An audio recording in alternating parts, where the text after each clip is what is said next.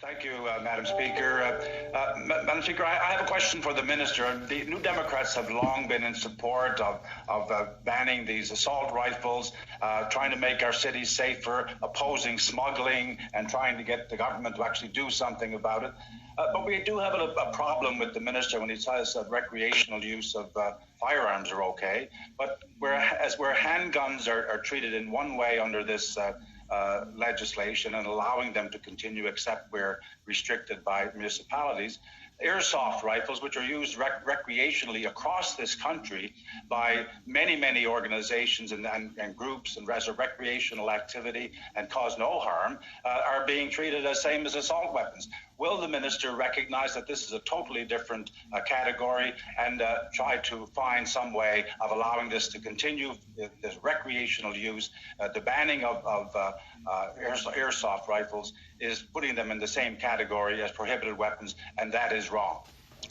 Another measure that's glaring in its obvious irrelevance to improving public safety in Canada while also imposing major consequences on everyday people is the prohibition of the importation, exportation, and sale of all non-regulated air guns that look like modern firearms.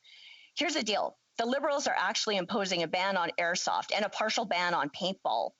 Any rational common sense person can see that toy guns are not responsible for shootings causing deaths in Canadian cities. Criminals and gangs with illegal guns are tragically ending the lives of Canadians, while this provision in C-21s ends hundreds of livelihoods, legacies, and jobs, and outlaws an entirely harmless hobby enjoyed by more than 60,000 Canadians.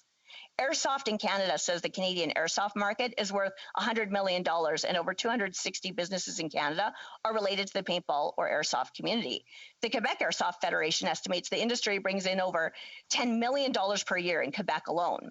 Distributors and retailers are uncertain about what to do with current stock and with stock on order because all of it would be rendered worthless immediately, with no option to offset losses because the bill prohibits sales. And it won't impact only businesses that directly sell hobby and competition practice guns, but also retailers of protective equipment and accessories, as well as the clubs and owners of sports facilities that have focused businesses largely or solely around these activities. This whole industry will be devastated. Matt Wazilich, who owns Canadian Airsoft Imports and says the ban, quote, confirms our worst fears. Frank Chong owns Toronto Airsoft, Canada's largest airsoft retailer. He says, it looks like it's doomsday for us at this point. Ziming Wan of Black Blitz Airsoft in Waterloo says, we're basically all going to have to shut down. It's the death of the sport as we know it. Joe Kimpson of Flagrators in Kitchener says, you'll see the demise of airsoft in Canada. 74% of these businesses expect to lose over half their revenue because of C-21, and 7% of them expect to be out of business for good. There are approximately 3,000 employees working in those affected businesses. It's unconscionable that half of them will now lose their jobs, and not a single life will be saved for it. It's hard to see how the Liberals are materially protecting the well-being and safety of Canadians by banning toy guns, shuttering more businesses, and killing 1,500 jobs, while Canada's unemployment rate is already the highest in the G7. Mark from Atuke Manufacturing in Lakeland says, quote, I was given no notice, no warning, no consultation. The hard work I've put in for over 8 years has been erased and my customers wrongfully criminalized. Why aren't criminals being as negatively impacted as my small business?